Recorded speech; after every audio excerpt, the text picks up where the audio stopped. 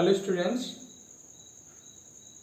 आज का हमारा ये वीडियो रहेगा निलंबित कुंडली धारामापी का पार्ट सेकंड। देखो, निलंबित कुंडली धारामापी के बारे में अपन चर्चा कर रहे थे। पिछले पार्ट में अपन ने निलंबित कुंडली धारामापी की डेफिनेशन, स्ट्रक्चर, कंस्ट्रक्शन किस तरीके से होता है उसका और उसके सिद्धांत के ऊपर अपन ने चर्चा कर ली थी। यानी कि जो मूविंग कॉइल गैल्वेनोमीटर्स होते हैं, चल कुंडली धारामापी जो होते हैं, वो किस सिद्धांत पर काम करते हैं ये अपन ने देख लिया था।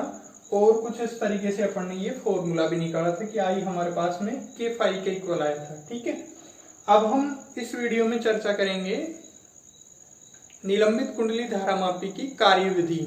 यानी कि ये जो हमने जो सिद्धांत देखा था वो मूविंग कॉइल गैल्वेनोमीटर का था, यानी कि चल कुंडली धारामापी का। तो वो दोनों के लिए ही है, निलंबित कुंडली धारामापी के लिए भी है और किलकित कुंडली धारामापी के लिए भी है। ठीक है ना।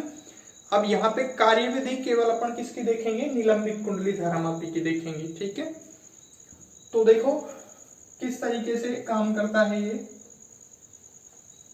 निलंबित कुंडली धारामापी की कार्यविधि क्या होती है, कैसे अपन इसमें हम इसकी सहायता से हम विद्युत धारा माप सकते हैं। तो कार्यविधि की हम बात करें, वर्किंग,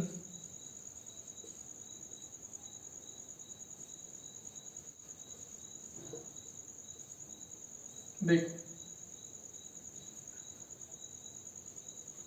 तो हमने इसके सिद्धांत में पढ़ा कि आई हमारे पास में क्या आता है, के फाई के इक्वल आता है। ठीक है, मतलब इसमें जितना डिफ्लेक्शन हुआ, ठीक है, हमने इसमें आई विद्युत धारा प्रवाहित करी और आई विद्युत धारा प्रवाहित करने पर इसमें फाई विक्षेप उत्पन्न हुआ। तो आई का मान किसके बराबर जाएगा? के फाई के बराबर जाएगा। के कांस्टेंट था, सी अपॉन एन ए बी इसकी वैल्यू थी। ठीक है, तो किसी भी कॉइल के लिए ये सी अपॉन एन ए बी का मान जो है वो क्या रहेगा? कांस्टेंट रहेगा। एन फेरों की संख्या है, ए कॉइल का क्षेत्रफल है, बी मैग्नेटिक फील्ड है, ये अपने को पता लग सकता है यहां से अपन ने कैसी मैग्नेट यूज करी है ये। ठीक है ना। और सी ये फॉस्फर ब्रोंज का जो तार है इसके लिए क्या है? कांस्टेंट है। तो देखो यहां पे आई का मान किसके बराबर आता है? के फाई के बराबर आता है। ठीक है ना।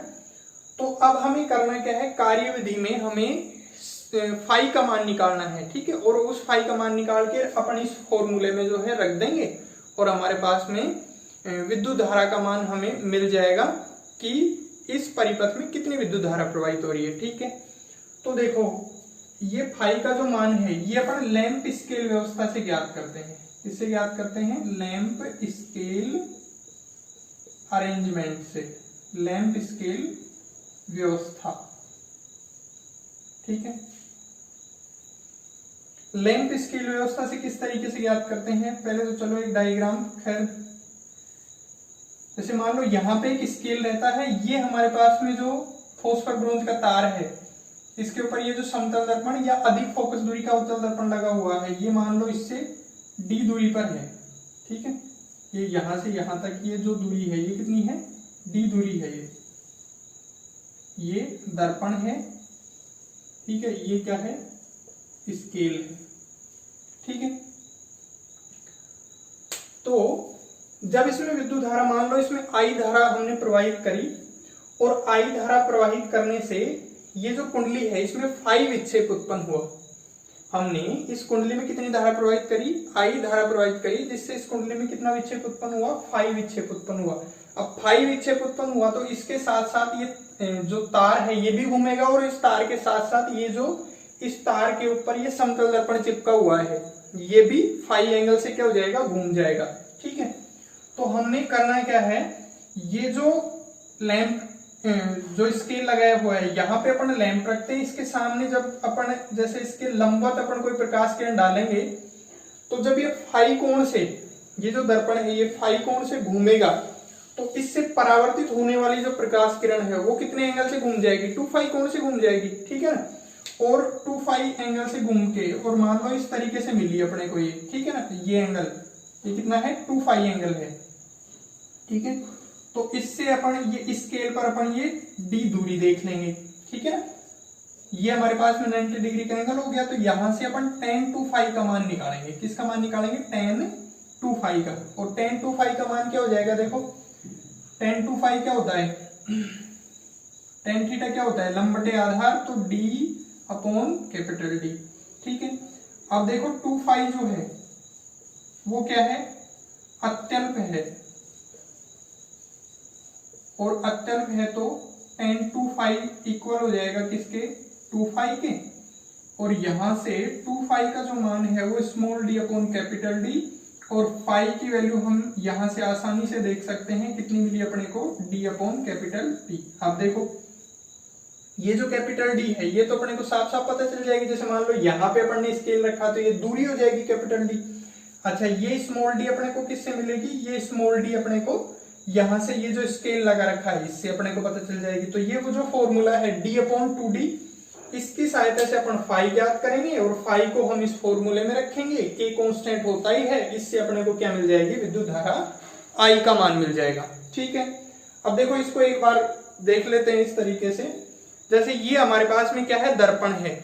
ठीक है ना, यहाँ पे अपन क्या रखते हैं, स्केल रखते हैं, और इसी स्केल पर, या हम कहें इसी स्केल के पास क्या रहता है, लैंप रहता है, जिससे यहाँ पे फोकस डाला जाता है।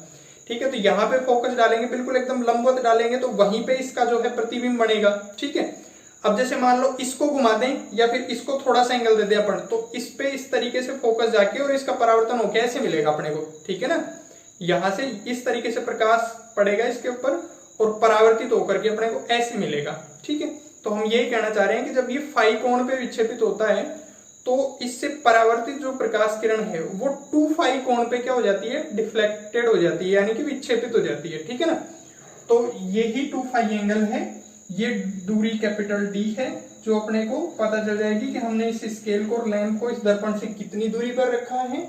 इसी के साथ यहां से ये दर्पण पर जब हमने इसके लंबवत प्रकाश डाला, तो जब ये दर्पण फाई एंगल से घूमा तो इससे परावर्तित जो प्रकाश है, परावर्तित जो प्रकाश किरण है वो कितने एंगल से घूम जाएगी, 2 फाई एंगल से, और 2 फाई एंगल से घूम जाएगी तो यहाँ पर तो नहीं आएगी, तो कुछ दूरी पर आएगी, और उस दूरी को अपन ने नाम दिया स्मॉल d।